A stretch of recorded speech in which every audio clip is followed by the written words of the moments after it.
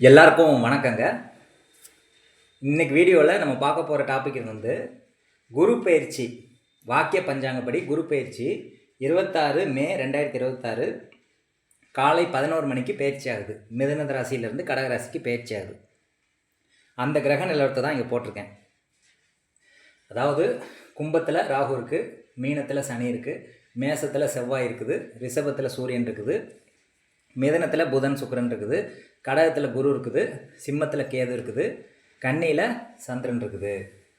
அப்போ இது ஒரு அபூர்வமான அமைப்புன்னு நம்ம சொல்லலாம். இந்த குரு பயிற்சி நடக்கக்கூடிய நாள் வந்து ஒரு அபூர்வமான நாள் அப்படின்னு சொல்லலாம். ஏன் அப்படின்னு சொல்லுங்க பார்ப்போம். அதாவது எல்லா கிரகமும் பார்த்திங்கன்னா வரிசை கட்டி லைனாக நிற்கிது. ஒரு கட்டம் கூட பாக்கி இல்லாமல் 9 கிரகங்களும் 9 கட்டத்தில் ஃபில்லாக இருக்குது. இதை வந்து கிரக மாளிகா யோகம் அப்படின்னு சொல்லுவோம். அப்போ இந்த நாளில் பிறக்கக்கூடிய ஒரு குழந்தை வந்து ஒரு யோகமான குழந்தை அப்படின்னு சொல்லலாம். கிரக மாளிகா யோகம் இருக்கிறது வந்து பல தடைகளை வந்து நீக்கி வெற்றியடை வைக்கக்கூடிய ஒரு யோகம் தான் கிரக மாளிகா யோகம். தொடர்ந்து எல்லா கட்டத்திலையும் கிரகங்கள் இருக்கிறது தான் கிரக மாளிகா யோகம். அது குரு பயிற்சி அன்னைக்கு இருக்குது. வாக்கிய பஞ்சாங்கப்படி குரு பயிற்சி சொல்கிறேன், திருக்கணித பஞ்சாங்கப்படி நான் பேசலை. இப்போ ஒவ்வொரு கிரகமும் எந்தெந்த நட்சத்திரத்தில் இருக்குன்னு பார்க்கணும். சூரியன் ரோஹிணி 1ல் இருக்குது, சந்திரன் ஹஸ்தம் 2ல் இருக்குது, செவ்வாய் அஸ்வினி 4ல் இருக்குது, புதன் மிருகசீரிடம் 3ஆம் பாதத்தில் இருக்குது, குரு புனர்பூசம் 4ஆம் பாதத்தில் இருக்குது, சுக்கிரன் திருவாதிரை 3ஆம் பாதத்தில் இருக்குது, சனி உத்திரட்டாதி 2ஆம் பாதம், ராகு சதயம் 1ஆம் பாதம், கேது வந்து மகம் 3ஆம் பாதம். இப்படின்னு சொல்லி அது இருக்கக்கூடிய சாரத்தை வந்து நான் போட்டிருக்கேன். அப்போ எந்தெந்த கிரகங்கள் எந்தெந்த சாரத்தில் இருக்குது அந்த குரு பயிற்சி நடக்கிற நாளில் அப்படின்னு பார்க்குறோம். ராகு சாரத்தில் 2 கிரகங்கள் இருக்குது, சுக்கிரன் இருக்குது, ராகு இருக்குது. கேது சாரத்தில் 2 கிரகங்கள் இருக்குது, கேது செவ்வாய். சந்திரன் சாரத்தில் 2 கிரகங்கள் இருக்குது, சூரியன் சந்திரன். அதுக்கப்புறம் பார்த்தீங்கன்னா குரு சாரத்தில் இருக்குது, சனி சாரத்தில் இருக்குது. அப்புறம் புதன் செவ்வாய் சாரத்தில் இருக்குது, செவ்வாய் கேது சாரத்தில் இருக்குது. இதுதான் வந்து இந்த கோச்சார கிரகம் ப்ளஸ் அது நின்ற சாரம் அப்படின்னு சொல்லி நம்ம சொல்கிறோம். இந்த குரு பயிற்சி வந்து எந்தெந்த ராசிகள் லக்னத்துக்கு நன்மை செய்யும், எந்தெந்த ராசி லக்னத்துக்கு நன்மை செய்யாது அப்படின்னு ஃபஸ்ட்டு பார்த்துடலாம். பொதுவான பலன்களை ஃபஸ்ட்டு சொல்லிடுறேன். ராசி அடிப்படையிலான பலன்களை வந்து 12 வீடியோஸ் வந்து நான் போடுறேன். பொதுவான பலன்களை இதில் பார்ப்போம். சாதகமற்ற ராசி லக்னம், அதாவது தனுசு ராசி தனுசு லக்னம் தான் சாதகமற்ற ராசி லக்னம் அப்படின்னு சொல்கிறோம். யாராவது ஒருத்தங்க தனுசு ராசிலையோ தனுசு லக்னத்திலையோ பிறந்திருந்தீங்க அப்படின்னா அவங்களுக்கு வந்து இந்த குரு பயிற்சி நன்மை பெரிய லெவலில் செய்யாது. ஏன் செய்யாது அப்படின்னா, இந்த தனுசு ராசிக்கு 8வது இடத்துல குரு இருக்குது. அப்போ அஷ்டம குருவாக அது வருது. தனுசு லக்னமாக இருக்கலாம், தனுசு ராசியாக இருக்கலாம். 8ஆம் இடத்துல குரு இருக்கிறதுனால அஷ்டம குரு. அப்போ அஷ்டம குரு வந்து ஒரு பெரிய லெவலில் பெனிஃபிட்டை கொடுக்காது. அப்போ இதுக்கு என்ன பரிகாரம், என்ன தீர்வு அப்படின்னா, நீங்கள் ஃபாரின் போயிருங்க. ஃபாரின் போனால் நிச்சயமாக உங்களுக்கு பெனிஃபிட் கொடுக்கும் இந்த குரு. அப்போ அதுக்கு பரிகாரம் வந்து ஃபாரின் போகிறது. ஃபாரின் ட்ரை பண்ணால் நிச்சயமாக உங்களுக்கு சக்ஸஸ் ஆகும். இது தனுசு ராசி தனுசு லக்னத்தில் பிறந்தவங்களுக்கு சாதகமற்ற பலனை செய்யுது. கும்பராசி கும்ப லக்னத்தில் யாராவது பிறந்திருந்தீங்கன்னா அவங்களுக்கு வந்து 6ல் குரு இருக்குது, குரு 8ல் வந்து கும்பம் வர்றதுனால இவங்களுக்கும் பார்த்தீங்கன்னா சாதகமற்ற நிலை தான் இருக்குது. இப்போ இவங்களும் வந்து வெளியூர் வெளிநாடு போகிறது சிறப்பு. இதில் இன்னொரு விஷயம் என்னென்னா, ராகுக்கு 8ல் குரு இருக்குது, குருவுக்கு 8ல் ராகு இருக்குது. ராகு வந்து ரிவர்ஸில் போகும். அப்போ ராகுக்கு வந்து 8ல் குரு இருக்குது, குருவுக்கு 8ல் வந்து ராகு இருக்குது. அப்போ கும்பராசிக்கு வந்து தனுசு ராசியை விட ஒஸ்டான பலன் தான் கிடைக்கும். கும்பராசி கும்ப லக்னத்தில் பிறந்தவங்களுக்கு, லக்னம் மெயினாக எடுத்துக்கலாம். கும்ப லக்னத்தில் பிறந்தவங்களுக்கு அதிக பாதிப்பு இருக்கும். ஏன்னா குருவுக்கு 8ல் ராகு இருக்குது, ராகுக்கு 8ல் குரு இருக்குது. அப்போ இவங்களுக்கு என்ன பலன் நடக்கும் அப்படின்னா, நிறைய கண்டங்கள் ஏற்படுறதுக்கு வாய்ப்புகள் இருக்குது. அப்போ குருங்கிறது குழந்தைங்க. அப்போ குழந்தைகளுக்கு வந்து அதிகப்படியான கண்டங்கள் ஏற்படுறதுக்கு வாய்ப்பு இருக்குது. கும்ப லக்னத்தில் பிறந்தவங்களுக்கு அவங்க குழந்தைகளுக்கு அதிகப்படியான கண்டம் ஏற்படுறதுக்கு வாய்ப்பு இருக்குது. அதனால் குழந்தைகளை வந்து கேர்ஃபுல்லாக பார்த்துக்கோங்க அப்படின்னு சொல்கிறோம். அடுத்து வந்து குருங்கிறது வந்து ஃபினான்ஸ், அதாவது பணம். அந்த பணம் சார்ந்து வந்து யாராவது ஒருத்தவங்க ஏமாற்றுவாங்க, கேர்ஃபுல்லாக இருங்க அப்படின்னு சொல்கிறோம். பணம் சார்ந்த விஷயத்தில் யாரையும் நம்பி இன்வெஸ்ட்மெண்ட் பண்ணாதீங்க, ஏமாத்துறதுக்கு வாய்ப்பு இருக்குது அப்படின்னு சொல்கிறோம். இது வந்து கும்ப ராசி கும்ப லக்னத்துக்கு சொல்லக்கூடிய பலன். இந்த 2 ராசி வந்து அதிகப்படியான தீமை நடக்கும் இந்த 2 ராசி லக்னத்துக்கு. ஏன் அப்படின்னா, இப்போ தனுசு ராசியை வந்து சனி 10ஆம் பார்வையாக பார்க்குது. இந்த ராசிக்கு 8ஆம் இடத்துல குரு இருக்கு. அப்போ அஷ்டம குரு சனி பார்வை 2மே இருக்கிறதுனால அது பெரிய நன்மை செய்யும் அப்படின்னு சொல்ல முடியாது. ஒரு கெட்ட காலம்தான் தனுசு லக்னம் தனுசு ராசியில் இருக்கவங்களுக்கு. கும்பராசி கும்ப லக்னத்தில் இருக்கிறவங்களுக்கும் ஒரு கெட்ட காலம் அப்படின்னே சொல்லலாம். அதனால் வந்து இன்வெஸ்ட்மெண்ட்டில் வந்து கேர்ஃபுல்லாக இருங்க. நகை தொலைந்து போகிறதுக்குரிய வாய்ப்புகள் இருக்குது, பணம் தொலைந்து போகிறதுக்குரிய வாய்ப்புகள் இருக்குது, யாராவது சீட்டிங் பண்ணுறதுக்கு வாய்ப்புகள் இருக்குது கும்பராசி கும்ப லக்னத்தில் பிறந்தவங்களுக்கு. அதில் வந்து கேர்ஃபுல்லாக இருந்துக்கோங்க. இதுதான் ரொம்ப மோசமான அமைப்பு கொண்ட ராசி லக்னம். இந்த 2 தான். சாதகமான ராசி லக்னம் என்னென்ன அப்படின்னா விருச்சிகமும் மகரமும் தான் சாதகமான ராசி லக்னம். இப்போ விருச்சிகத்துக்கு வந்து இது வரைக்கும் வந்து அஷ்டம குரு நடந்துட்டு இருந்துச்சு. 8ஆம் இடத்துல குரு இருந்தது விருச்சிக லக்னத்தில் பிறந்தவங்களுக்கு. இப்போ 9ஆம் இடத்துக்கு குரு வந்துருச்சு. அப்போ 9ங்கிறது என்ன? கோயில் குலம் தான் 9. குருங்கிறதும் தெய்வங்களை குறிக்கக்கூடிய கிரகம். அப்போ தெய்வ அனுகிரகம் வந்து பரிபூர்ணமாக கிடைக்குது. யாருக்கு? விருச்சிக லக்னம் விருச்சிக ராசியில் இருக்கவங்களுக்கு தெய்வ அனுகூலம் பரிபூர்ணமாக கிடைக்குது அப்படின்னு நம்ம சொல்லலாம். அதே மாதிரி மகர ராசி மகர லக்னத்தில் பிறந்தவங்களுக்கும் குரு பார்வை 7ஆம் பார்வையாக படுறதுனால அவங்களுக்கும் வந்து 7ஆம் பார்வைங்கிறது திருமணம் சார்ந்த விஷயங்கள் நடக்கிறதுக்கு அதிக வாய்ப்புகள் இருக்குது. மகர ராசி மகர லக்னத்தில் பிறந்தவங்களுக்கு திருமணம் நடக்காதவங்களுக்கு திருமணம் நடக்கக்கூடிய வாய்ப்புகள் இந்த வருஷம் சாதகமாக இருக்குது. அதே மாதிரி விருச்சிக ராசி விருச்சிக லக்னத்தில் பிறந்தவங்களுக்கு குழந்தை பாக்கியம் இல்லாதவங்களுக்கு குழந்தை பாக்கியம் பெறதுக்கு வாய்ப்புகள் வந்து இருக்குது. ஏன்னா 5ஆம் பார்வையாக குரு பார்க்கறதுனால குழந்தை பாக்கியம் 5ங்கிறது குழந்தை பாக்கியம். குரு 5ஆம் பார்வையை பார்க்கறதுனால குழந்தை பாக்கியம் பெறதுக்கு வாய்ப்பு இருக்குது. அதே மாதிரி விருச்சிகங்கிறது கருப்பை குறிக்கக்கூடிய இடம். அப்போ குரு பார்வை படுறதுனால கருப்பை சார்ந்த பிரச்சனை உள்ளவங்க, பிசிஓடி சார்ந்த பிரச்சனை உள்ளவங்க, கருமுட்டை சார்ந்த பிரச்சனை உள்ளவங்க, கர்ப்பப்பை சார்ந்த கோளாறு உள்ளவங்க, அதே மாதிரி பீரியட் சம்மந்தப்பட்ட ப்ராப்ளம் உள்ளவங்களுக்கு வந்து நிவர்த்தி கிடைக்கும் இந்த வருஷம் அப்படின்னு சொல்லலாம். இந்த குரு பயிற்சி வந்து அவங்க நிவர்த்தியை நிச்சயமாக கொடுக்கும். குழந்தைய வந்து சுகப்பிரசவமாக பிறக்கிறதுக்கு அதிக வாய்ப்புகளை வந்து செஞ்சு கொடுக்கும். குரு பார்வை வந்து குழந்தைய சார்ந்த விஷயத்தில் நிறைய மேன்மையை வந்து இந்த விருச்சிக ராசி விருச்சிக லக்னம் உள்ளவங்க அடைவாங்கன்னு சொல்லலாம். அடுத்து விருச்சிக லக்னத்துக்கு 9ஆம் இடத்துல குரு வருதுனால கோயில் பயணங்கள், ஆன்மீகம் சார்ந்த பயணங்கள் போகிறது வந்து வெற்றியை கொடுக்கும் அப்படின்னு சொல்லலாம். அடுத்து மகர லக்னத்துக்கு வந்து திருமணம் ஆகாதவங்களுக்கு திருமணம் கைகூடி வரும் இந்த வருடம் அப்படின்னு சொல்லலாம். இப்போ இந்த 4 விஷயங்கள் சொல்லிட்டேன். சாதகமற்ற ராசி லக்னம் வந்து தனுசும் கும்பமும், சாதகமான ராசி லக்னம் வந்து விருச்சிகமும் மகரமும் அப்படின்னு சொல்லி நம்ம 4 ராசி லக்னத்தை பார்த்துட்டோம். மற்ற ராசிகள் வந்து நார்மலாக இருக்குது. அதாவது பெரிய பெனிஃபிட்டும் கொடுக்காது, பெரிய பாதிப்பையும் அவங்க சந்திக்க மாட்டாங்க அப்படின்னு சொல்லலாம். இப்போ உதாரணத்துக்கு பார்ப்போம். இப்போ இந்த 4 பார்த்தாச்சு, விருச்சிகம் தனுசு மகரம் கும்பம் பார்த்தாச்சு. இப்போ மீனத்துக்கு பார்ப்போம். மீன ராசி மீன லக்னம் இருக்கிறவங்களுக்கு என்ன மாதிரி நன்மை தீமை நடக்கும் அப்படின்னு பார்க்கும்போது குரு 9ஆம் பார்வையாக மீன ராசியை பார்க்குது. சனியும் வந்து மீனத்தில் இருக்குது. அப்போ நம்ம என்ன சொல்கிறோம் அப்படின்னா வேலை சார்ந்து ஒரு ப்ரொமோஷன் எதிர்பார்க்குறவங்க, வேலையில் வந்து வருமானம் இல்லாதவங்க, தொழில் பண்ணுறேன் அல்லது வந்து வேலைக்கு போயிட்டுருக்கேன், எனக்கு வந்து பெரிய வருமானம் இல்லை முன்னேற்றம் இல்லை அப்படிங்கிறவங்களுக்கு இந்த மீன ராசி மீன லக்னத்தில் பிறந்தவங்களுக்கு தொழில் முன்னேற்றம் அடையும். வருமானம் வந்து ஹைக் ஆகும். நிறைய வந்து குரு உச்சமாக இருந்து இங்கே பார்க்குது.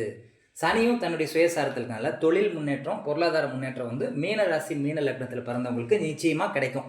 அதில் எந்த மாற்று கருத்துமே இல்லை. இது வந்து மீனராசி மீன லக்னத்துக்கு தொழில் வருமான முன்னேற்றம் ப்ரொமோஷன் எதாவது கிடைக்கிறதா இருந்தால் இந்த வருடம் கிடைக்கும். மீனராசி மீன லக்னம்.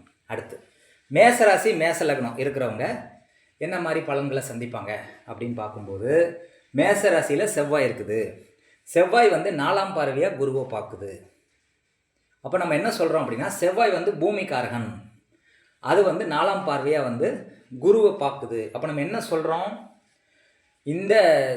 இந்த மேச லக்னம் மேசராசியில் பிறந்தவங்களுக்கு வந்து வீடு கட்டக்கூடிய அமைப்பு வந்தாச்சு. புது வீடு கட்டுறவங்க, நிலம் வாங்குறவங்க, அதே மாதிரி தாய்க்கு மருத்துவம் பண்ணுறவங்க, இதெல்லாம் பண்ணும்போது இந்த வருடம் வந்து சக்ஸஸ் கிடைக்கும் அப்படின்னு சொல்லலாம். 4ஆம் பார்வையாக செவ்வாய் பார்க்குறது வந்து சிறப்பான பார்வை. நிலம் சார்ந்த விஷயத்தில் வந்து பெரிய முன்னேற்றத்தை கொடுக்கும். குருவும் உச்சமடைஞ்சு இருக்கிறதுனால நிச்சயமாக வந்து நிலம் வீடு இது சார்ந்த விஷயங்கள் வந்து நீங்கள் புதுசாக செய்யும்போது வெற்றி கிடைக்கும் அப்படின்னு சொல்லலாம். மேசராசி மேச லக்னம். ரிஷபராசி ரிஷப லக்னத்தில் பிறந்தவங்களுக்கு என்ன மாதிரி பலன் கிடைக்கும் அப்படின்னு பார்க்கும்போது ரிஷபராசி ரிஷப லக்னத்துக்கு 3ஆம் இடங்கிறது மாரகஸ்தானம். 3ஆம் இடம் மாரகஸ்தானம். அப்போ மாரகஸ்தானத்தில் குரு இருக்கிறது வந்து அவ்வளோ சிறப்பான பிளேஸ்மெண்ட் கிடையாது. ஏன்னா ரிஷப லக்னத்துக்கு 8ஆம் அதிபதி குரு தான். அது வந்து மாரகஸ்தானத்தில் நிற்கிறது வந்து அவ்வளோ சிறப்பாக வந்து நம்ம எடுத்துக்க முடியாது. அதனால் வந்து சிறு தூர பயணங்கள், கோயில் சார்ந்த பயணங்கள் வந்து இவங்களுக்கு கொஞ்சம் பிரச்சனை கொடுக்கும். ரிஷபராசி ரிஷப லக்னத்தில் பிறந்தவங்களுக்கு. அதனால் கோயில் சார்ந்த விஷயங்களுக்கு ட்ராவல் பண்ணும்போது பார்த்து போங்க அப்படின்னு சொல்கிறோம். அல்லது வந்து எதாவது ப்ரிகாஷனரி பண்ணிவிட்டு நீங்கள் வந்து கோயில் பயணங்கள் போகிறது வந்து சிறப்பாக இருக்கும் ரிஷபராசி ரிஷப லக்னத்துக்கு. மிதுன ராசி மிதுன லக்னத்தில் பிறந்தவங்களுக்கு 2ஆம் இடத்துல குரு இருக்கிறதுனால வருமானத்தில் வந்து நிச்சயமாக ஒரு முன்னேற்றத்தை கண்டிப்பாக கொடுக்கும் அப்படின்னு சொல்லி நம்ம எடுத்துக்கலாம். அடுத்து இது வந்து கண்டிப்பாக ஒரு நல்ல விஷயந்தான். மிதுன லக்னத்துக்கு வந்து சாதகமான பலனை தான் குரு செய்வார் அப்படிங்கிற மாதிரி நம்ம எடுத்துக்கலாம்.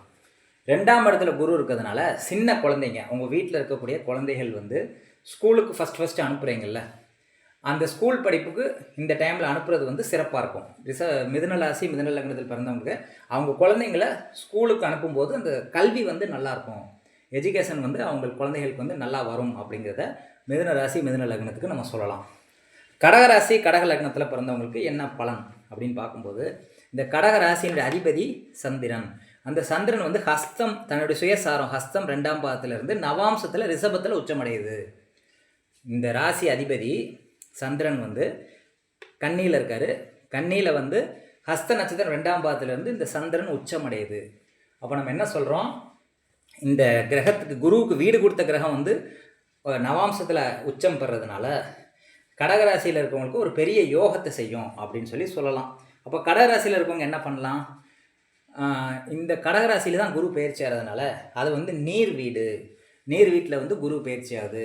அது வந்து ஒரு சர வீடு, சர வீட்டில் வந்து குரு பயிற்சி ஆகிறதுனால நீங்கள் என்ன பண்ணணும், இந்த குரு பயிற்சி நடக்கிற டைமில், குரு பயிற்சி நாளை கழிச்சு நடக்குது 26ஆம் தேதி, வாக்கிய பஞ்சாங்கப்படி தான் கோயிலில் வந்து அனுஷ்டானம் பண்ணுவாங்க குரு பயிற்சி. அப்போ நீங்கள் என்ன பண்ணணும், 6 சார்ந்த இடம், கடகம்ங்கிறது 6 சார்ந்த இடம், 6 சார்ந்த இடத்துல இருக்கக்கூடிய கோயிலுக்கு நீங்கள் போகணும் ஃபஸ்ட்டு. இந்த வீட்டு அதிபதி சந்திரன் அப்படிங்கிறதுனால 6 சார்ந்த இடத்துல நீங்கள் போய் அனுஷ்டானம் பண்ணிங்கன்னா கோயிலில் போய் விசிட் பண்ணணும். அதே மாதிரி வந்து உற்சவர் சுற்றி வருவார்ல, ஒரு சில கோயிலில் பார்த்தீங்கன்னா உற்சவர் வந்து கோயிலை சுற்றி வருவாங்க. அந்த மாதிரி சுற்றி வரக்கூடிய இதை வந்து தரிசனம் பண்ணுறது சிறப்பானது. கடகராசி கடக லக்னத்தில் பிறந்தவங்களுக்கு 6 சார்ந்த பகுதிகளுக்கு இருக்கக்கூடிய கோயிலில் போய் உற்சவர் வலம் வரதை பார்க்குறது வந்து சிறப்பானது. நிற்கிற தெய்வத்தை விட சுற்றி வர தெய்வத்தை வந்து வணங்குறது சிறப்பானது. ஏன்னா சரராசிங்கிறதுனால சுற்றி வரக்கூடிய தெய்வம், அப்போ உற்சவர்னு சொல்லுவாங்க அதை. அது கோயிலை வந்து பல்லக்கில் சுற்றி வரும் அந்த தெய்வம், அதை வந்து நீங்கள் பார்க்குறது வந்து சிறப்பானது கடக லக்னம் உள்ளவங்க.